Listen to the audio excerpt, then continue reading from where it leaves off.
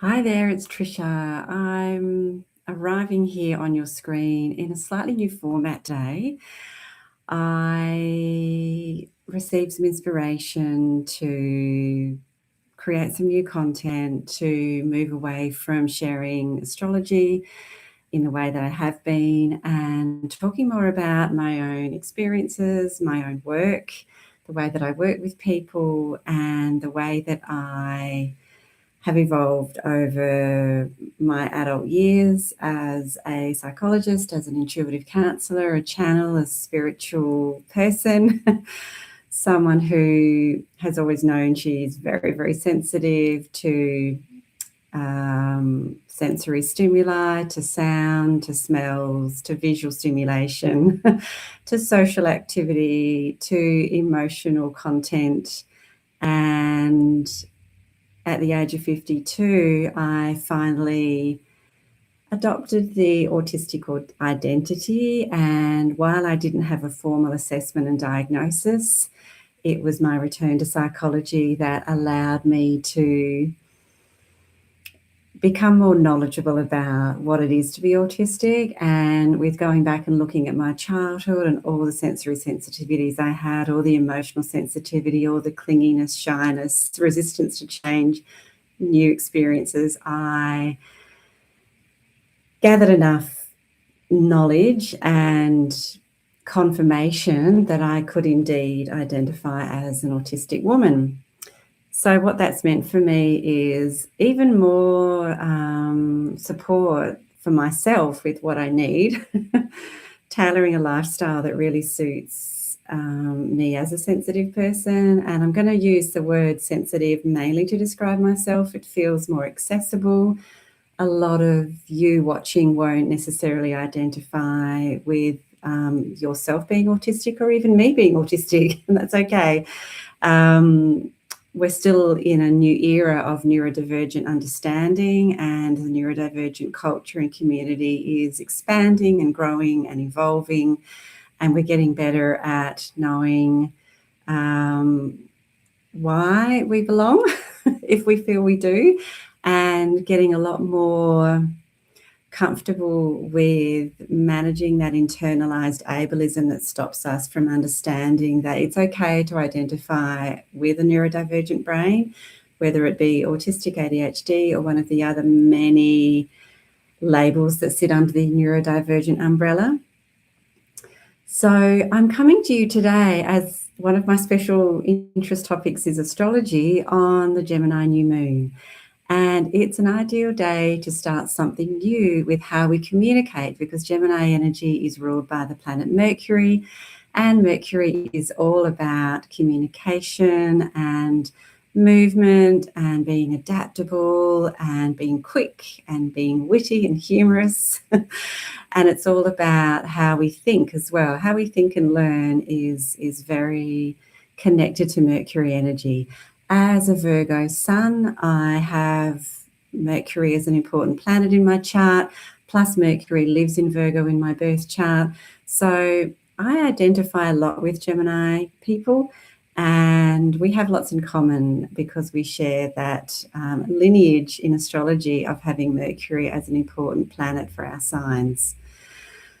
So I'm going to move on to the topic. I'm not going to make this too long. I don't want these videos to be a long lecture. I want them to feel like something that you can get something out of, identify with in a way that feels nourishing, supportive, allows you to do some reflection.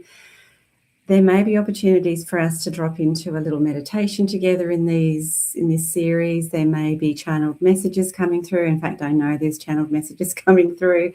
I got the guidance that that would be the case as I was feeling the inspiration to create this series of what we might call vlogs.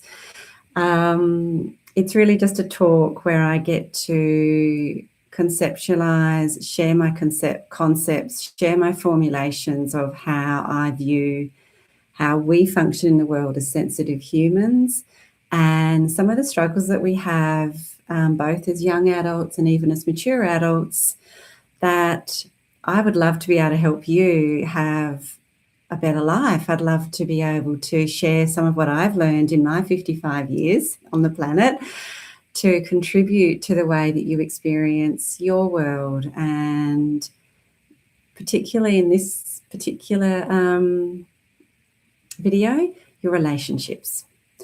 Because as we all discover, as we mature, relationships are, if not they are one of the most important aspects of being a human being. If we don't have healthy, supportive, joyful relationships, we don't have a very full and satisfying life. That's what I've come to feel. And of course, there are exceptions. There are people who love being a hermit. There are people who have very low need for socializing and connection. However, on a spectrum of human behavior, those people are the absolute minority, and most of us need one or two people in our lives at the bare minimum that we feel safe with, that we connect with on an emotionally intimate way, that we can be vulnerable with, open up with, make mistakes around, laugh with, cry with, go through the hard things in life with. And what I'm here to talk about today is the fact that, and this is all coming from my personal perspective, so if you don't agree, that's okay. I'm very willing to read comments, hear different perspectives, and receive feedback, as long as you're being kind. If you're unkind, sarcastic, mean, I'm sorry, I won't reply. I'm too sensitive to handle that, and I'm not here for that. So just stop watching would be my suggestion. In the past, I seem to attract really beautiful people in my audience, and I have amazing faith in you that you will approach what I share with kindness, open-mindedness, and compassion for me and for yourself with what it might bring up.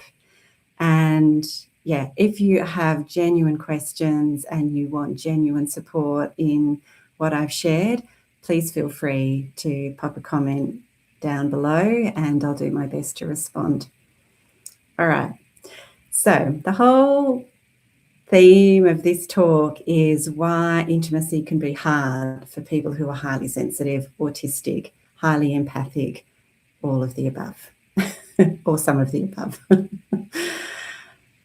One of the reasons is that when we're children, we take in a lot. So we're seeing everything, we see a lot of detail, we feel a lot of fine, nuanced detail in other people's presentations.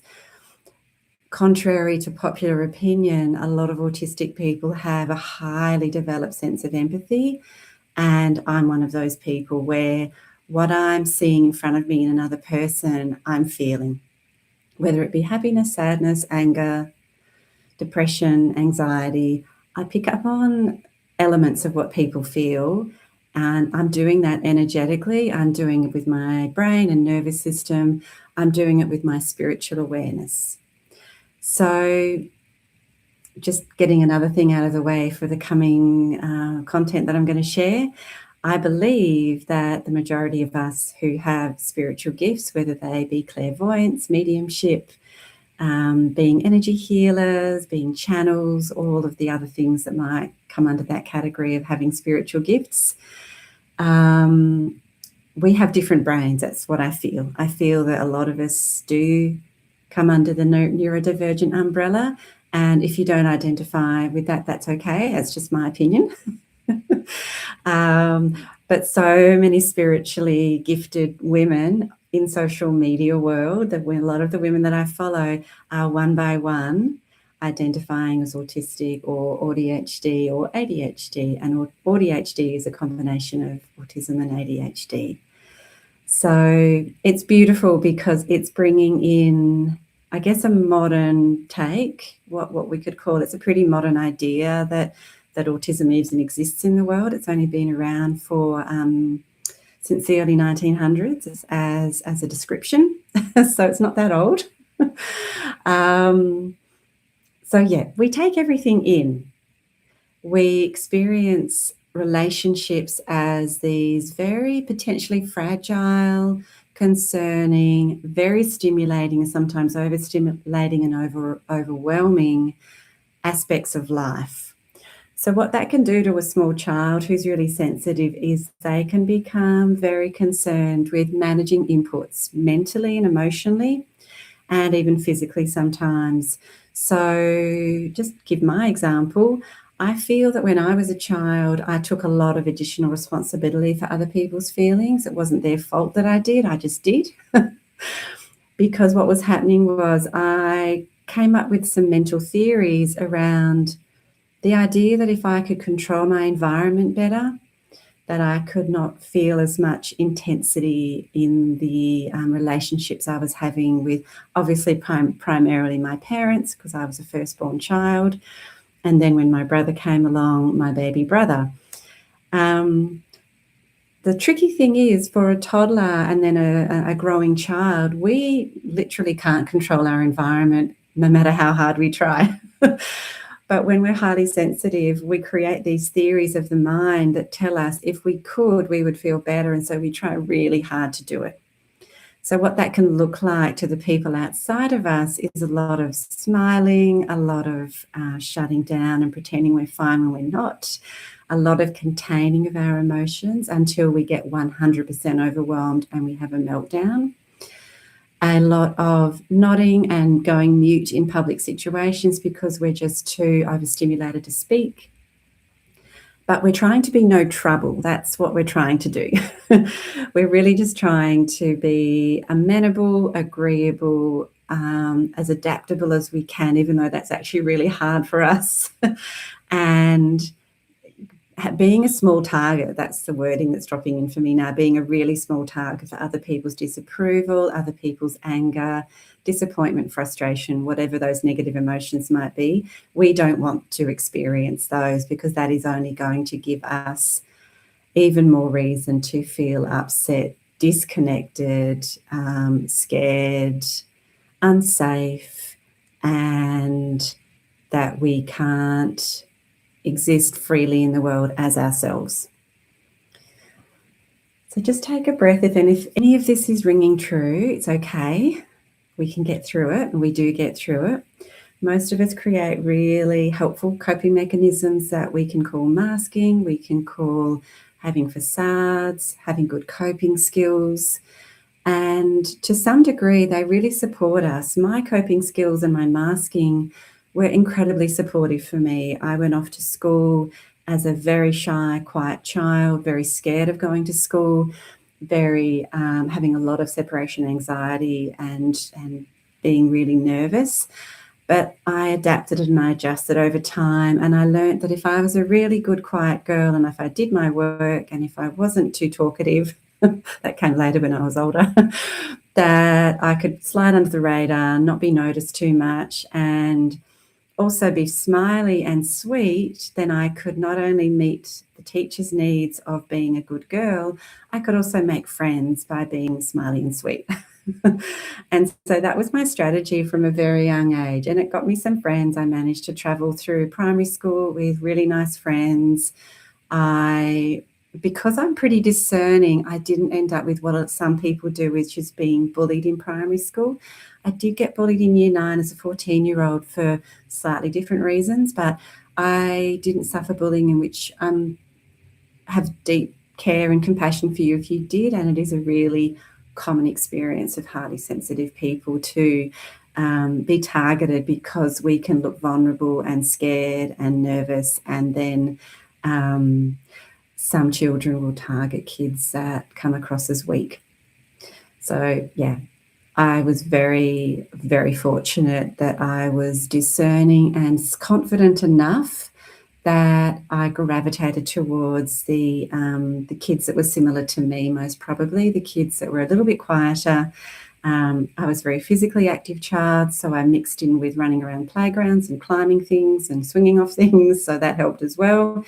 And I didn't find it too hard to do my schoolwork because, again, I was fortunate that I was a verbally capable child, which not all people with the autism experience have at a young age. Some of us have developmental delay in certain areas, particularly the verbal speaking, reading and writing skills, and sometimes other subject areas as well. The reason I'm talking about my advantages and the things that I found easy was to settle your mind that if you didn't have those natural advantages and supports in place, then you would probably have found it even harder than I did. And I have so much respect and understanding for that, and deep gratitude for what I happened to experience. Let's just settle for a moment. I'm here with you, and this is a co-creation. I believe that we sit in a simultaneously here in this reality and in multiple other realities where there is no future and past, there is only present. And so whatever is recorded, whenever you watch it in the future, you can rest assured that it was known by some level of my awareness that you were going to watch it. So I'm feeling into the group energy of whoever may watch this in the future, and I'm feeling into what we all need, which is these occasional pauses to just arrive back in the body and check in and know that everything's okay and that you are supported and you are safe. All right, I'm going to get to the point so we can finish this in under 20 minutes. So as we mature, the necessity for our relationships to get deeper, to get more complex, is inherent in becoming an adult. And if you want to end up in a long-term romantic partnership that is healthy, connected, and fulfilling, then it is really a part of our development and our growth to realize that we have to let some of those masks drop. We have to be able to trust in other people. We have to be able to feel safe to be vulnerable. But if we've had a long history of protecting ourselves from other people's strong feelings, from the too muchness of other people's emotions and dramas and the messiness of life, I suppose, we've been protecting ourselves from that because it feels like so much to us. Then when it comes to that one-on-one connection with a romantic partner or a close friend, it can feel really demanding to trust that we can go there. Plus, extra complicating fact is that because we've often become very good at supporting others in these managed, controlled, careful ways, because we are somewhat mature and wise with our level of perception, we can often attract a partner that we see as someone we can help rather than as an equal. So when we go through that journey of choosing partners that have their own complicated issues, that have their own deficiencies in their own upbringing, with their own attachment and bonding issues with their family of origin, that we also bring into the relationship as well, we can end up believing that we're here to be the helper and the guide and the advice giver and the one who's got it all together and who's capable, because that keeps us safe from having to be vulnerable and having to show weakness or show that we need support ever. I'm laughing because this was exactly my journey, and it's really only been unraveled in the last few years when I've entered my 50s and entered perimenopause and gone through all the changes that we go through. Been in a more stressful working situation with returning to the profession of psychology as I was going from 49 to 50 and literally needing more help. Literally having to say to my husband, I have nothing here today, running out of social battery on my work days, feeling quite depleted and drained, and needing to build up my resilience to working as a therapist, seeing a larger number of clients than I was used to seeing as an intuitive counsellor for the previous 12, 13 years. All right. So I can see I'm only going to scrape the surface today, but what I want to leave you with is this idea that we get to choose how we trust, how we connect, how we work on our intimacy. And sometimes we really do need individual therapy. I've had a range of types of individual therapy over my life. And in the last 4 years, I've had two distinct sets of therapy with 2 different types of therapist coaches, and gained so much growth and insight from those sessions. So I'm quite booked up with my individual work. It takes 2 or 3 months to get into me for an individual session, so I'm not really selling that. I also have a monthly group for sensitive women that we meet once a month and do meditation, talk about these types of topics, plus astrology and human design, and just the life of being a helper, healer, sensitive, creative human. So you're welcome to join that. There's an opportunity to explore that from my website in the link below.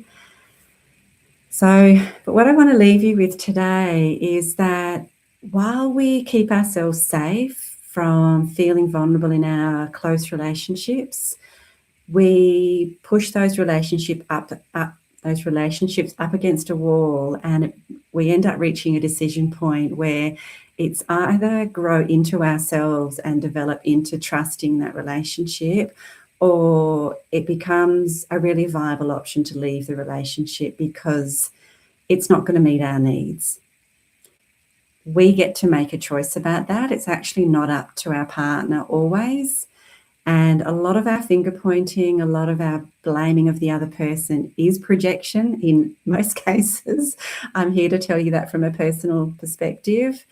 And what if you could actually develop your own sense of trust in being intimate with others and being a little bit more flawed, being a little bit more safe to make mistakes, safe to not know, safe to be emotionally connected, and sometimes even needy of someone. Like, that word needy is a horrible one, isn't it? But to actually feel like, I do need that person.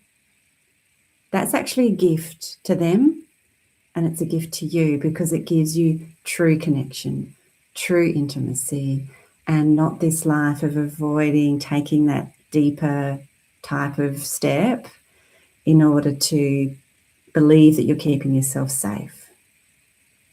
All right, I'm going to end there.